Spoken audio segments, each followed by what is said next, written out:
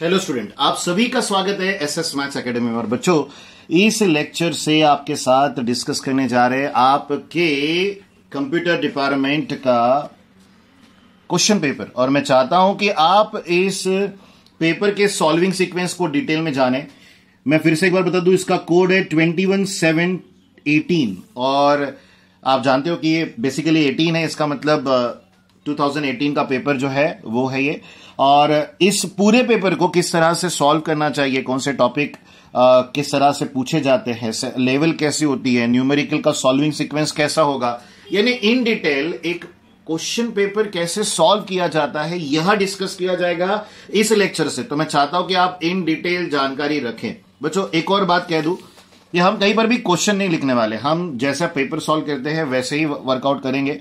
मैं आपको question show करूंगा, उसके बाद उसका सोल्यूशन। सो प्रॉपरली अंडरस्टैंड कीजिएगा इस कंसेप्ट को। तो यहां से शुरू करते हैं discussion. This is example number 1। तो बच्चों, क्वेश्चन नंबर 1 में हमें बोला गया 80 attempt any 5 of the following और 10 मार्क दिए गए। बच्चों, इसका मतलब है कि ईच क्वेश्चन कैरीज 2 मार्क।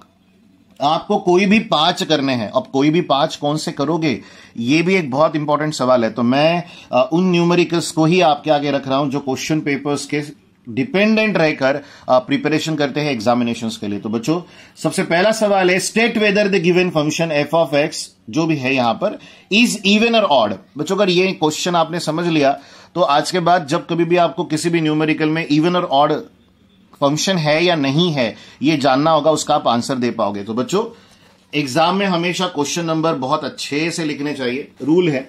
सो हम एग्जाम्पल नंबर 1, क्वेश्चन नंबर 1 का स्मॉल ए सॉल्व कर रहे हैं, जिसमें हमें एफ ऑफ एक्स दिया है बच्चों ई to the power x plus E to the power minus x divided by 2। और सवाल यह किया गया है कि whether this function is even और ऑड। तो बच्चों, जब कभी भी आपको इवन और ऑड फंक्शन के बारे में जानकारी चाहिए, बहुत ही सिंपल तरीके से आपको रिप्लेस करना है। यहां मैं लिखूंगा replacing X by minus X. So बच्चों, एफ के अंदर जो एक्स है वो रिप्लेस होगा माइनस एक्स से। बट ऑब्वियसली बात है, अगर इस जगह पर एक्स माइनस एक्स से रिप्लेस हो रहा है तो राइट साइड में जहां जहां पर भी एक्स है वहां पर माइनस एक्स आएगा। तो यहां आ जाएगा e to the power minus x, then plus E to the power minus of minus x, then divide में आ जाएगा 2। यहां से आगे बढ़ते हो e to the power minus x आएगा, ये माइनस प्लस हो जाएगा, यहां आ जाएगा e to the power x by 2। अगर आप थोड़ा सा लॉजिक लगाते हो तो e to the power x को आगे लिख लो, then E to the power minus X को पीछे, और डिवाइड में आ गया बच्चों 2। आप अब नोटिस कीजिएगा, ये एफ ऑफ माइनस एक्स की वैल्यू है। ये जो फंक्शन है e to the power x plus E to the power minus x divided by 2, ये एग्जैक्टली जहां से शुरू किया था वहीं पर फिनिश हुआ है। इसका मतलब आप यहां पर डिक्लेयर कर सकते हो कि F of negative X is equals to F of X, यानी एक्स को निगेटिव एक्स से रिप्लेस करने के बाद भी फंक्शन में किसी भी तरह के चेंजेस नहीं हुए। तो बेटा, इसके इमीडिएट बाद आप ये लिख सकते हो कि given function, therefore given function that is your f of x, क्या गिवन दिया गया था बच्चों, ई to the power x plus E to the power minus x divided by 2 is, ये होता है बच्चों even function, is an even. तो बच्चों, जब कभी भी एफ ऑफ निगेटिव एक्स और एफ ऑफ एक्स की वैल्यू इक्वल आती है तो वो फंक्शन इवन फंक्शन होता है। तो मन में सवाल आता है कि सर ऑड के लिए क्या कंडीशन होगी। तो बच्चों, सब्र रखिए, बहुत सारे आपके साथ पेपर्स डिस्कस किए जाएंगे, तो उन पेपर्स में आपको उस तरह के सोल्यूशंस भी देखने मिलेंगे। फिलहाल के लिए हम जिस कोड को सॉल्व कर रहे हैं 21718, उसी में स्टिक टू भी रहेगा। तो यहां पर ये है एक सवाल जिसे में आपको कुछ नहीं करना था, फिर भी आपको 2 मार्क्स मिलेंगे। सो बच्चों, आई होप आपने ये न्यूमेरिकल अंडरस्टैंड किया। चलिए, यहां से मैं आगे बढ़ता हूं नेक्स्ट क्वेश्चन के लिए। तो ये रहा आपका नेक्स्ट क्वेश्चन। यहां में बोला गया है कि if F of x is equals to x square plus 1 upon x cube minus 1 then find F of 1 by 2। इस क्वेश्चन को प्रॉपरली ऑब्जर्व करो बच्चों। यहां एफ ऑफ एक्स है, ये एक्स है, तो यहां और यहां एक्स दिखाई दे रहा है। इस एफ ऑफ एक्स की जगह पर इसे अगर कंपेयर करते हो तो आपको एफ के अंदर 1/2 दिखाई दे रहा है। इसका स्ट्रेट मीनिंग क्या है कि उन्होंने एक्स की वैल्यू 1/2 लेनी है, ऐसा हमें कहा है। तो बच्चों, अब एग्जाम्पल नंबर 2 के थे। तो ये रहा सब क्वेश्चन फर्स्ट का बी, जिसमें आपको एफ ऑफ एक्स गिवन है जो, so f of x is equals to दिया गया है x square plus 1 upon x cube minus 1। But obvious सी बात है बच्चों, जो मैंने कहा वही मैं कर रहा हूं। आपको मैंने समझाया था कि उन्होंने f के अंदर 1/2 लिखा है और हमारे पास f के अंदर क्या अवेलेबल है, x। तो स्ट्रेट एंड सिंपल यहां आप लिखोगे putting x is equals to 1/2। मैं आपको ये फिर से एक बार बता दूं कि जो f ऑफ x हमने यहां लिखा वो हमें गिवन डेटा में है। तो अगर आप f के अंदर x की जगह पर 1/2 लिखते हो तो याद रखिएगा सारे राइट साइड में जितने भी x होंगे उनकी जगह पर भी 1/2 जाएगा।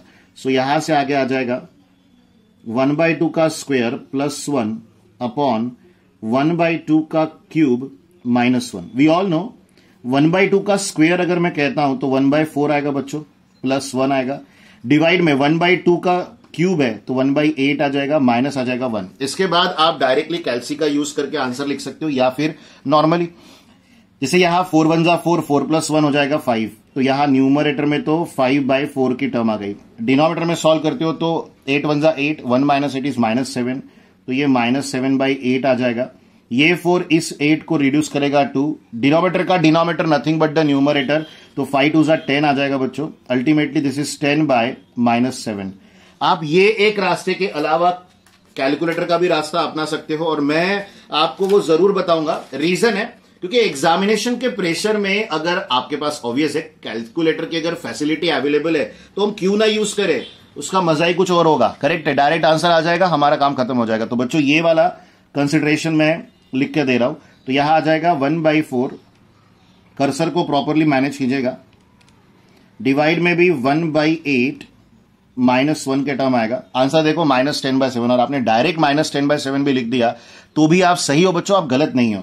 तो एक और बार आपने एक बड़े ही सिंपल फंक्शन के न्यूमेरिकल को जाना। तो बच्चों फिलहाल के लिए आपको यह देखने मिला कि फंक्शन के डिपेंडेंट 2 न्यूमेरिकल्स थे 2-2 मार्क के, और जिनमें लगभग हमें बहुत सिंपल तरीके से क्वेश्चंस पूछे जाते हैं और करना भी सिंप्लिसिटी में ही होता है। Just we have replaced every x by 1/2 here. So बच्चों फाइनल आंसर -10/7। चलिए यहां से आगे बढ़ते हैं बच्चों नेक्स्ट न्यूमेरिकल के लिए। This is example number first का सी। एक बार आप क्वेश्चन पढ़ लीजिए फिर मैं आगे बढ़ता हूं। तो बच्चों question is C, find dy/dx if y is equals to x square plus 1 to the power 5। मैं रिपीटेटिवली कह दूं, this is X square plus 1 to the power 5 और उसका dy/dx निकालना है। तो बट ऑब्वियस सी बात है कि ये न्यूमेरिकल डेरिवेटिव बेस्ड है, तो आप इससे आगे क्या करोगे। तो बच्चों पहले तो गिवन डेटा, ऑब्वियस है डेरिवेटिव के हर न्यूमेरिकल में y ही गिवन होता है हमें। So y is equals to x square plus 1 to the power 5 आ गया बच्चों। इस पर्टिकुलर टर्म के बाद लाइन लिखिए डिफरेंशिएट, क्योंकि डेरिवेटिव का ऑपरेटर बुलाया जाता है। So differentiate with respect to x we get. So यहां से आगे बच्चों dy/dx, यानी d/dx की टर्म लेफ्ट में और राइट में जन्म लेगी। तो यहां आ गया d/dx of x square plus 1 to the power 5। मैं आपको एक बात बता दूं कि ये डेरिवेटिव कंपोजिट फॉर्मूला पर डिपेंडेंट है, और कंपोजिट फॉर्मूला का जो कंसेप्ट है वो काफी डिटेल में होता है। आई होप आपको वो पता है, और अगर नहीं तो मैं आपको वो कंसिडरेशन लिखकर समझा देता हूं, फिर मैं डिफरेंशिएशन का यानी ओरिजिनल फॉर्मूलाज का यूज करूंगा। तो बच्चों यहीं पर रफ में हम ले रहे हैं d/dx ऑफ, यहां आएगा बच्चों bracket to the power n। ध्यान रखिएगा, मन में सवाल जरूर आएगा कि सर ब्रैकेट के अंदर क्या आएगा। यह आएगा d/dx of bracket to the power n। तो कंसेप्ट क्या है, आंसर होता है बच्चों इसका n into bracket to the power n-1 into derivative of bracket. Bracket में कुछ भी हो सकता है, और ये जो पावर n है इसकी वैल्यू भी कुछ भी हो सकती है। तो फिलहाल के हमारे न्यूमेरिकल में वो 5 है। तो जस्ट लाइक दैट अगर आपको ये फॉर्मूला लर्न है तो आप आसानी से आगे बढ़कर क्या लिख पाओगे। यहां पर आएगा बच्चों 5 bracket to the power, bracket के अंदर क्या है जाने दीजिए, देख लेंगे बाद में उसे, to the power 5-1 which is 4 into आ जाएगा बच्चों derivative of bracket, only bracket. यहां पर मिसलीड मत कीजिएगा, बिल्कुल भी मिसअंडरस्टैंड नहीं करना है आपको कंसेप्ट को, डेफिनेट रहो। ये है bracket to the power n का कंसेप्ट जिसका आप डेरिवेटिव निकाल रहे हो। सो n की वैल्यू 5 है, तो आप 5 into bracket to the power 5 minus 1 4 करोगे, इंटू डेरिवेटिव ऑफ ब्रैकेट आ जाएगा। अब यहां पर ये डेरिवेटिव इन दोनों टर्म्स को मिलेगा, इसे हम सम रूल कहते हैं, डेरिवेटिव का सम रूल है ये। और यहां हमने डेरिवेटिव के कंपोजिट फॉर्मूला को यूज किया है, जो मैंने आपको यहां लिख कर भी दिया है। सो बच्चों, एक डेरिवेटिव का फॉर्मूला लर्न करने मिल गया आपको। सो यहां से आगे आपको 5 into x square plus 1 to the power 4 into, यहां सम रूल अप्लाई होगा तो डेरिवेटिव ऑफ एक्स स्क्वेयर आएगा बच्चों। आपको देन डेरिवेटिव ऑफ 1 भी लेना है। फिर से एक बार डेरिवेटिव के स्टैंडर्ड फॉर्मूला को यूज करने की बारी है। डेरिवेटिव ऑफ एक्स स्क्वेयर जो है बच्चों वो 2x होता है, और डेरिवेटिव ऑफ 1 जो है वो होता है 0। इसे लर्न कर लो कि derivative of x square is 2x and derivative of 1 is 0। We all know कि 2x प्लस 0 कितना होगा, ऑब्वियस है 2x ही होगा। तो यहां पर 5 into x square plus 1 to the power 4 into 2x लिखा जाएगा। फाइनली जब आप डेरिवेटिव यानी dy बाई dx की वैल्यू को डिक्लेयर कर रहे हो तो 5 2 जा 10 लिखिए, इंटू एक्स आ जाएगा, साथ में आएगा बच्चों x square plus 1 to the power 4।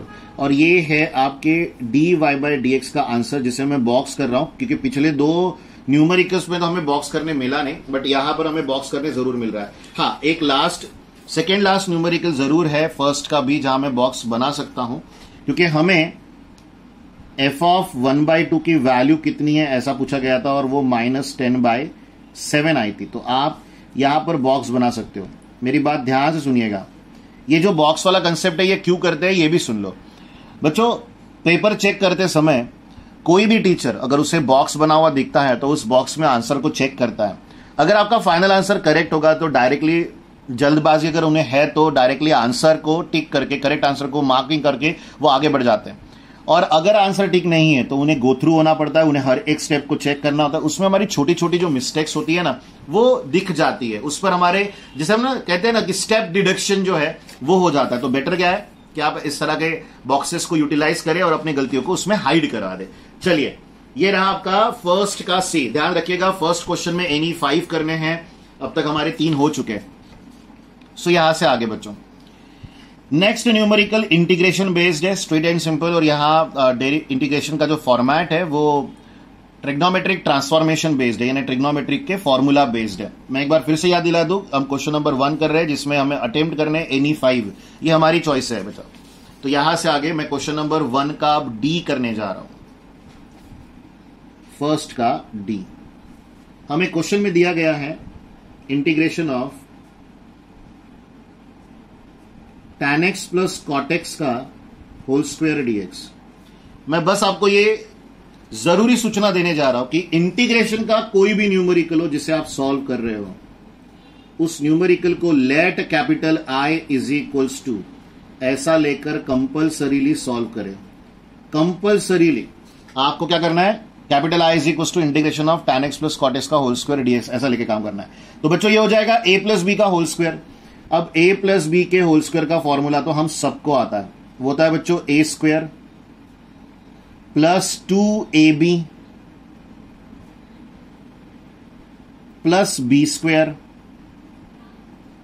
Then आ जाएगा dx। अब आपको ये बात की जानकारी भी होनी जरूरी है कि tan इंटू कॉट जो है वो 1 हो जाता है।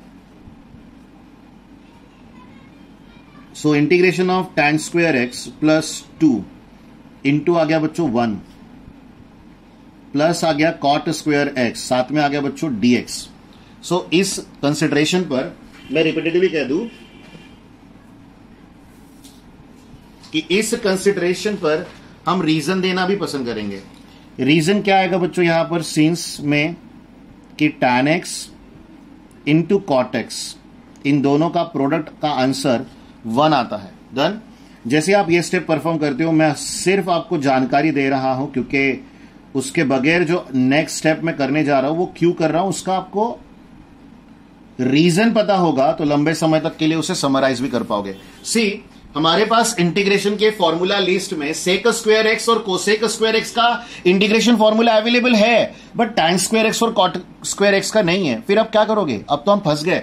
तो यहां पर एक लॉजिक है, और वो ये है कि आप यहां पर लिखोगे यूजिंग या वी नो दैट, दोनों में से एक कोई भी ले लीजिए। वी ऑल नो कि tan स्क्वायर थीटा का एक स्टैंडर्ड ट्रिग्नोमेट्रिक आइडेंटिटी से एक रिजल्ट अवेलेबल है, वो है tan square theta is equal to sec square theta -1। और सिमिलरली कॉट स्क्वायर थीटा का भी हमारे पास एक फॉर्मेट अवेलेबल है which is cosec square theta -1। तो बच्चों इन दो जगहों पर ये दोनों फॉर्मूले यूज होंगे, क्योंकि उसके बगैर तो इन न्यूमेरिकल्स का इस न्यूमेरिकल का सोल्यूशन आने नहीं वाला। सो बच्चों आगे integration of tan square x के जगह पर आ जाएगा sec square x -1 then +2 plus cosec square x -1 bracket close, और यहां आ जाएगा dx। बच्चों ये 2 है, -1 -2 +2 ये टर्म्स आपस में कैंसिल हो गए। आपके पास रिमेनिंग टर्म्स में बचा हुआ है sec square x plus cosec square x. अब दोनों का इंटीग्रेशन सम रूल के नाम पर सेपरेट होगा, यानी integration of sec square x dx अलग आएगा, then integration of cosec square x dx अलग आएगा। सो यहां तक आ जाने के बाद बच्चों सेक स्क्वायर एक्स का इंटीग्रेशन आएगा tan x and cosec square x का इंटीग्रेशन आएगा -cot x, और इंटीग्रेशन के साइन हटने के बाद लगाना पड़ता है +c। मैं एक बार फिर से रिवाइज करा दूं, स्टैंडर्ड इंटीग्रेशन का फॉर्मूला है कि सेक स्क्वायर एक्स का इंटीग्रेशन tan x होता है और कोसेक स्क्वायर एक्स का इंटीग्रेशन -cot x होता है, और प्लस क्या आता है बच्चों c। तो ये है आपके एग्जाम्पल नंबर 1 के डी का फाइनल आंसर। तो इसमें भी आपको दो बड़े टर्म्स को अंडरस्टैंड करने का मौका मिला, जरूर इस न्यूमेरिकल को प्रिपरेशन में रखिएगा। इंटीग्रेशन है इसलिए भाग जाओ ऐसा मत करो, क्योंकि इंटीग्रेशन का हर न्यूमेरिकल डिफिकल्ट नहीं होता है बच्चों। कुछ न्यूमेरिकल रियल में डिफिकल्ट है, उसके लिए मना नहीं करेंगे, लेकिन सारे नहीं है, ठीक है। चलिए अब बढ़ते हैं आगे नेक्स्ट क्वेश्चन के लिए। हम डी तक आ गए, अब आगे बढ़ रहे हैं। यहां log x का इंटीग्रेशन निकालना है बच्चों, ये है फर्स्ट का e log x का इंटीग्रेशन। अब देखते हैं कि क्या ये न्यूमेरिकल हमसे बन पाएगा। तो फर्स्ट के e की बारी, इंटीग्रेशन ऑफ log x। अब यहां बहुत अच्छा नॉलेज आपको गेन करने मिलने वाला है, क्योंकि ये न्यूमेरिकल बहुत जितना सिंपल दिख रहा है उतना सिंपल है नहीं, ट्विस्टेड है। सो यहां let capital I is equals to आप log x लिखोगे, देन dx। मैं आपको बता दूं कि log x और इनवर्स ट्रिग्नोमेट्रिक फंक्शन इंटीग्रेबल नहीं होते हैं, उनका कोई इंटीग्रेशन फॉर्मूला हमारे पास अवेलेबल नहीं है। तो जब कभी भी आपको लॉगरिदमिक फंक्शन और या तो फिर इनवर्स ट्रिग्नोमेट्रिक फंक्शन सिंगलली, देखा यहां पर सिर्फ log x है, अगर ऐसा कोई इंटीग्रेशन सॉल्व करने बोला जाता है तो उस फंक्शन को मल्टीप्लाइड बाय 1 कर लीजिए। वैसे भी इसे लर्न करने के लिए ना मैंने एक छोटा सा मजाकिया तौर पर स्टेटमेंट बनाया हुआ है कि जिसका कोई नहीं होता है उसका 1 होता है। हमारे इंटीग्रेशन में ऐसा एक स्टेटमेंट है जिससे हमें आसानी होती है इस कंसिडरेशन को लर्न करने में, कि जैसा हमने सुना होगा जिसका कोई नहीं होता उसका खुदा होता है, तो वैसे यहां पर है जिसका कोई नहीं होता उसका 1 होता है। सो बच्चों बाई पार्ट्स का कंसिडरेशन है ये। बाई पार्ट्स के लिए जो कंसिडरेशन है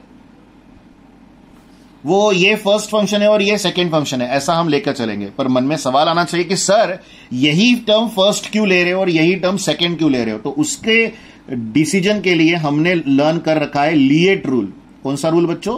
लिएट रूल। अब अगर मन में यह सवाल होगा कि सर लिएट रूल क्या होता है, तो ये जो L है ये स्टैंड करता है लॉगरिदमिक फंक्शन के लिए, ये इनवर्स ट्रिग्नोमेट्रिक फंक्शन के लिए, ये अलजेब्रिक फंक्शन के लिए, ये ट्रिग्नोमेट्रिक फंक्शन के लिए और ये एक्सपोनेंशियल के लिए। मैं आपको बता दूं कि log x है जो लॉगरिदमिक फंक्शन है, 1 जो है वो अलजेब्रिक फंक्शन है। तो स्पेलिंग में L पहले आ रहा है, A बाद में आ रहा है, इसीलिए यहां log x को फर्स्ट और 1 को सेकंड हमने लिया है। तो आई होप आप सभी ने प्रॉपरली ये पॉइंट ऑफ व्यू अंडरस्टैंड किया। अब आ जाते हैं बाय पार्ट्स के रूल के लिए, क्योंकि वो भी आपको लर्न होगा, ऐसी कोई गारंटी नहीं। तो हम यहां पर ले लेते हैं यूजिंग का स्टेटमेंट। ठीक है, मैं आपको समझाने जा रहा हूं इंटीग्रेशन का बाय पार्ट्स रूल, जो कि फर्स्ट और सेकंड के लिए हमने लर्न किया है, क्योंकि यू और वी के लिए लिखा जरूर जाता है लेकिन कभी भी क्वेश्चन में यू और वी आता ही नहीं है, इसलिए हमने ऐसे फॉर्मेट में चलना है।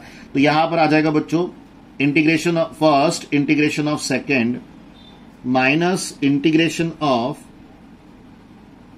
Derivative of first integration of second dx, साथ में आ जाएगा dx। तो बच्चों ये है आपके इंटीग्रेशन बाय पार्ट्स का रूल। बाय पार्ट्स का रूल को मैं आपको अगर आसान शब्दों में कहूं तो ये बेसिकली आपका प्रोडक्ट रूल है इंटीग्रेशन का, आसान शब्दों में, अदरवाइज इसे इंटीग्रेशन बाय पार्ट्स ही कहा जाता है। तो बच्चों फर्स्ट जो है उसे log x लिखना है, जो सेकेंड है उसे 1। तो बच्चों अब क्या आएगा, first integration of second minus integration of derivative of first integration of second dx। बच्चों एक बात का ख्याल रखिएगा, integration of log x is not possible but derivative of log x is possible. तो 1 का इंटीग्रेशन क्या होता है, x। इतना नॉलेज हमको होना चाहिए। Basic formula, derivative of x 1 होता है, इसलिए 1 का इंटीग्रेशन x होता है। देन log x का डेरिवेटिव कितना होगा, 1/x बच्चों, और 1 का इंटीग्रेशन x। अब यहां पर आपको देखने मिलेगा कि ये x और ये x जो है ये आपस में कैंसिल हो जा रहे हैं। कैंसिल होने के बाद फर्स्ट टर्म बची है x log x minus integration के अंदर 1 बचा बच्चों। 1 का इंटीग्रेशन कितना आएगा, तो जवाब है x आएगा, और साइन ऑफ इंटीग्रेशन हट गया इसलिए जुड़ेगा +c। तो फाइनली इस न्यूमेरिकल का आंसर कंप्लीट सिंप्लीफाइड नेचर में x into log x -1 +c आ रहा है बच्चों, और ये है आपके i की वैल्यू। और इसे मैं फिर से एक बार बॉक्स करूंगा एक आंसर को हाईलाइट करने के लिए। यही काम मैं पीछे वाले न्यूमेरिकल में मिस कर गया था बच्चों, तो मैं यहां पर वो कर ले रहा हूं। यहां पर i डिक्लेयर कर देते हैं, ये आपका आखिरी वाले आंसर पर बॉक्स। तो this is your final answer of first का D। और अभी जो हमने यहां नॉलेज गेन किया इस क्वेश्चन नंबर फर्स्ट के E में, जो हमें देखने सुनने मिला वो था integration by part based concept. एक बात ध्यान रखिएगा, 2 मार्क के सवाल में हमेशा 3 क्वेश्चंस रहेंगे मिनिमम जो कि इंटीग्रेशन बेस्ड रहेंगे। सो आपको किसी भी हालत में कोई ना कोई एक क्वेश्चन तो इंटीग्रेशन का करना होगा, तो आप बैक ऑफ मत करो। इंटीग्रेशन नहीं आता है ओके, लेकिन जितना आपको मैं एक्सप्लेन करते जा रहा हूं उतना अडॉप्ट करो और उतना थोड़ा थोड़ा प्रैक्टिस भी करते चलो, सो दैट एक कॉन्फिडेंस बिल्ड हो और आप आंसर कर सको। करेक्ट है बच्चों? चलिए यहां से अब आगे बढ़ते हैं, नेक्स्ट क्वेश्चन को जानेंगे। वैसे हमारे 5 हो चुके हैं बच्चों, एनी 5 में से 5 हो चुके हैं, यहां तक का हर एक न्यूमेरिकल हमने किया। अब इसके आगे बोला गया find the area between the lines y is equals to 3x and x axis and the coordinate that x is equals to 1 to x is equals to 5। आपको एरिया डिटरमाइन करने के लिए बोल रहे हैं। यहां पर हमने एरिया सर्कल का, ट्राइंगल का, स्क्वायर का, रेक्टेंगल का ऐसे सारे कर रखे हैं, और एरियाज डिटरमाइन करने के लिए हमने डायरेक्टली फॉर्मूला बेस्ड कांसेप्ट को देखा, just put the value and get the answer. जैसे area of triangle is half of base into height, correct है। बट बच्चों यहां पर y is equals to 3x है, x एक्सिस है एंड द कोऑर्डिनेट्स। इसका मतलब है ये न्यूमेरिकल है डेफिनाइट इंटीग्रेशन के एप्लीकेशन बेस्ड का। तो बच्चों इस f को भी सॉल्व कर रहे हैं हम, जहां पर आपको एप्लीकेशन ऑफ डेफिनाइट इंटीग्रेशन के बेस्ड क्वेश्चन को समझाया गया है। सो ध्यान से सुने और इस सॉल्यूशन को समझे। So this is example number first का f। ध्यान से सुने बच्चों, वेरी वेरी वेरी इंटरेस्टिंग। मैं आपको सबसे पहले यह समझा दूं, एरिया डिटरमाइन करने के लिए इंटीग्रेशन बेस्ड फॉर्मूला जो है वो कुछ इस तरह का है, integration from a to b y dx। मैं रिपीटेडली कह दूं, एरिया निकालना है आपको इंटीग्रेशन के फॉर्मूला से, तो फॉर्मूला है integration from a to b y dx। अब अगर मन में सवाल है कि सर कौन सी टर्म क्या होगी और किस तरह से हम आगे बढ़ेंगे, तो मैं आपको बता दूं कि आपको गिवन डेटा में y की वैल्यू 3x दी गई है, तो हमें y मिल गया। अब यहां पर इस इंटीग्रल के लिमिट को पढ़ो, ये दी गई है फ्रॉम a टू b। अगर ये a टू b है बच्चों, इसका मतलब x शुरू a पर हो रहा है और खत्म का हो रहा है b पर। यानी आपको यह भी बात नोट करनी होगी कि ये जो लिमिट्स होती है ये हमेशा x की होती है। तो देखो जरा क्वेश्चन में, एक बार फिर से मैं क्वेश्चन ला लूं आपके लिए स्क्रीन पर। तो यहां y is equal to 3x है और x की वैल्यू 1 से 5 तक है, तो आपको x की 2 वैल्यूज गिवन दी गई है, कहां शुरू हो रहा है और कहां खत्म हो रहा है, और y की वैल्यू 3x भी आपको दी गई है। तो बच्चों ऑलमोस्ट फॉर्मूले में जो रिक्वायर्ड डेटा है वो तो पता है हमें, x is equal to 3x है, then y is equal to 3x है, then x is equal to 1 है and x is equal to 5 है। इसका स्ट्रेट मीनिंग ये है कि एरिया को कैपिटल A से डिनोट करके इंटीग्रल की लिमिट 1 से 5 ले लीजिए और y की जगह पर 3x लिख दीजिए। इसके इमीडिएट बाद इंटीग्रेशन कांस्टेंट टर्म को बाहर निकालेगा, अंदर सिर्फ x बचा। ये x का पावर 1 है बच्चों। मैं आपको एक बार फिर बता दूं कि यहां इंटीग्रेशन का सबसे बेसिक फॉर्मूला यूज हो रहा है। x का इंटीग्रेशन क्या होता है, अगर आपको लर्न नहीं है तो मैं जो बता रहा हूं वो लर्न कर लीजिएगा। x का इंटीग्रेशन होता है x² by 2। अपर लिमिट 5 है बच्चों, lower limit 1। Now perform upper limit minus lower limit, very basic concept, ठीक है। अपर लिमिट पुटअप करने का मतलब होता है इस ब्रैकेट में जहां जहां पर x है वहां पर आप 5 पुटअप करो। तो यहां पर फर्स्ट टर्म आ जाएगी 5 square by 2 minus next term 1 है बच्चों, देन आ जाएगा 1 स्क्वायर बाई 2 ब्रैकेट क्लोज। यहां से आगे बढ़ते हो तो 25 का यानी 5 का स्क्वायर 25 आएगा डिवाइडेड बाई 2 माइनस 1 का स्क्वायर 1 बाई 2। आप ये बात तो जान ही गए होंगे कि डिनोमिनेटर सेम है तो कॉमन लिखेंगे। 25 माइनस 1 अगर मैं करता हूं तो यहां आ जाएगा बच्चों 24, ये टर्म रिड्यूस होगी, यहां 12 आ जाएगा। सो फाइनली हमारे इस न्यूमेरिकल के एरिया का आंसर आ रहा है 36 स्क्वायर यूनिट। क्योंकि एरिया है बच्चों, यूनिट के बगैर आप लिखोगे 0 मार्क मिलेगा आपको, तो सोचिएगा भी मत ये वाला ऐसा कुछ करने का। अब आप बोलोगे कि सर सेंटीमीटर में है, मीटर में है, किस में है, तो मैं स्ट्रेट एंड सिंपल बता दूं, इसलिए मैंने स्क्वायर यूनिट लिख दिया। आपको जो यूनिट चाहिए वो ले लीजिए, स्क्वायर कर दीजिएगा। सो ये रहा बच्चों इस गिवन डेटा के लिए जो एरिया डिटरमाइन करने बोला था, वो यहाँ का 36 एरिया है जो मैं फाइंड करने बोला गया था। सो बच्चों हमने अब तक क्वेश्चन नंबर फर्स्ट के 6 डिफरेंट टर्म्स को सॉल्व किया, जबकि हमें करने सिर्फ 5 ही थे। और मैं आपको बता भी इसलिए रहा हूं सारे के सारे क्वेश्चंस, ताकि आप अपना जो क्वेश्चन का चॉइस है वो अपने ही अंडरस्टैंडिंग लेवल पर डिसाइड कर सको। चलिए एक और क्वेश्चन है फर्स्ट में, और जो है बच्चों जी, उन्होंने बोला है show that there exist a root of the equation x square minus 2x minus 1 equals to 0 in minus 1 to 0 and find the approximate value of the root by using bisection method.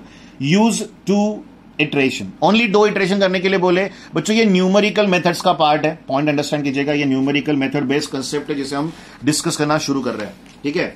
अब obvious ही बात है, numerical method नहीं बताऊंगा तो आप बोलोगे sir सबसे simple वाले चैप्टर को आपने छोड़ दिया, तो इसीलिए ये भी सुन लीजिए।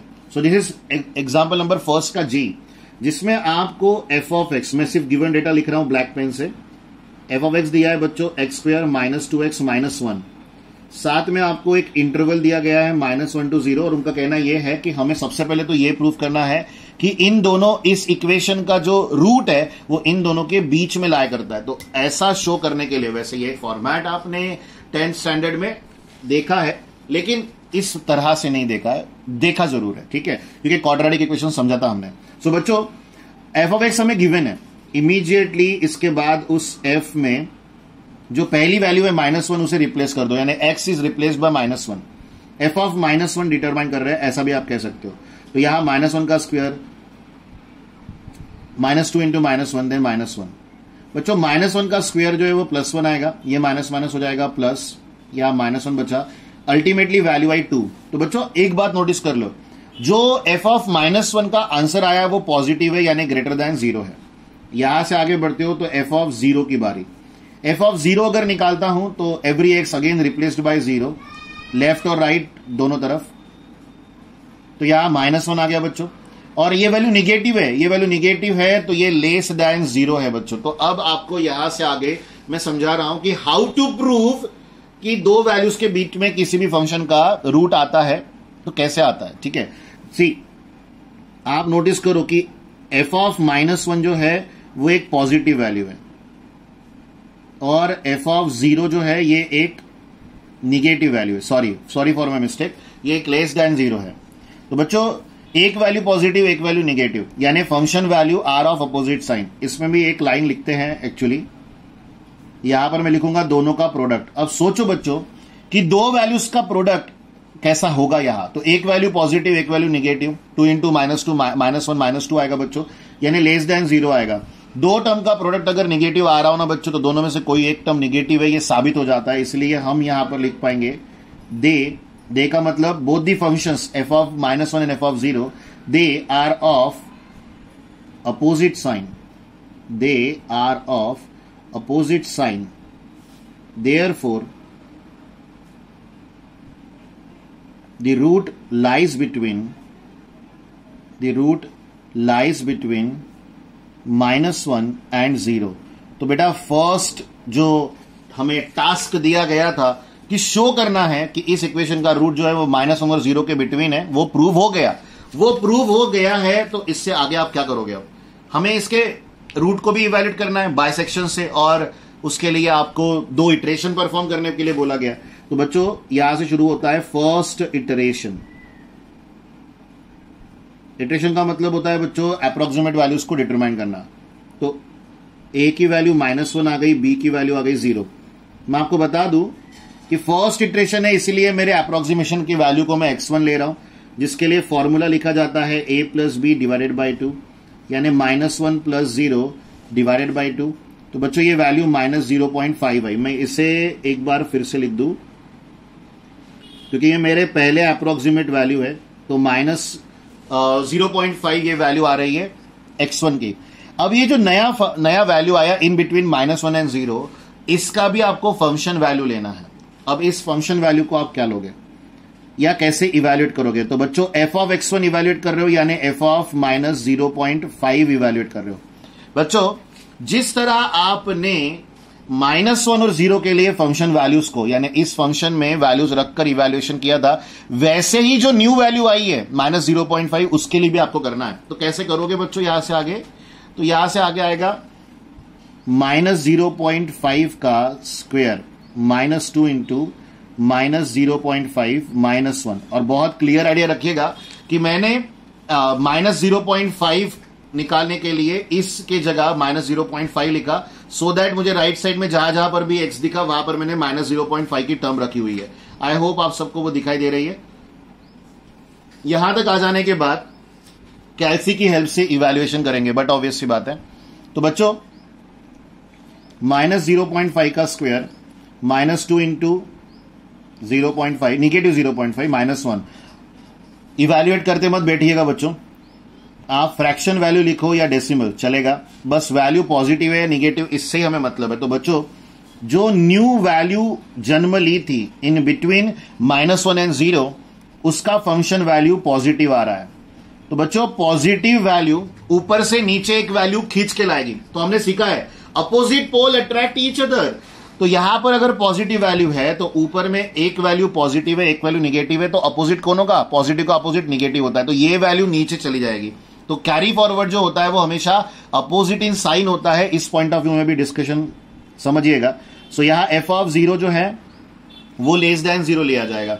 यहां <0 है, ये आया है, हमने जबरदस्ती लिया नहीं है। तो जो न्यू वैल्यू आई थी उसका फंक्शन वैल्यू <0 आया, तो ऊपर जो 2 वैल्यूज थी उनमें से एक ही वैल्यू नीचे आ सकती है, वो भी अपोजिट वाली। तो ग्रेटर का अपोजिट लेस होता है। फिर से एक बार इन दोनों के प्रोडक्ट को मैं यहां लिखूंगा, f -0.5 इंटू f(0), तो ये <0 आया बच्चों। इसका मतलब है कि ये they are of opposite sign.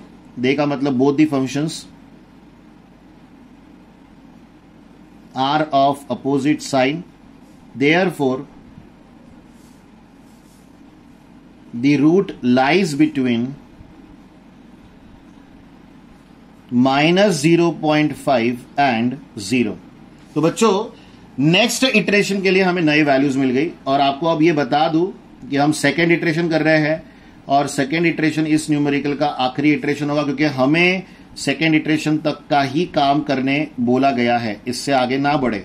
Correct है? तो इमीडिएटली यहां x2 आएगा। Again formula a + b / 2। हमने a और b की वैल्यू बदल दी है, इसीलिए हमें सेम फॉर्मूला लिखने का कोई झंझट नहीं है बच्चों। Otherwise most of the time ऐसा हो जाता है कि सेम ही फॉर्मूला कैसे आ रहा है करके। तो बच्चों x2 का वैल्यू आ रहा है -0.25।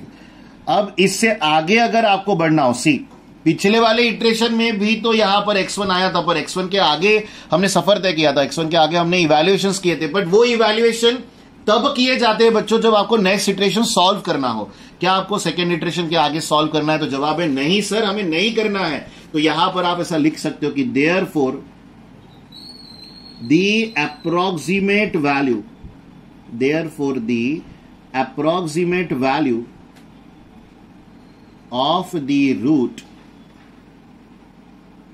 इज, क्या लिखोगे बच्चों?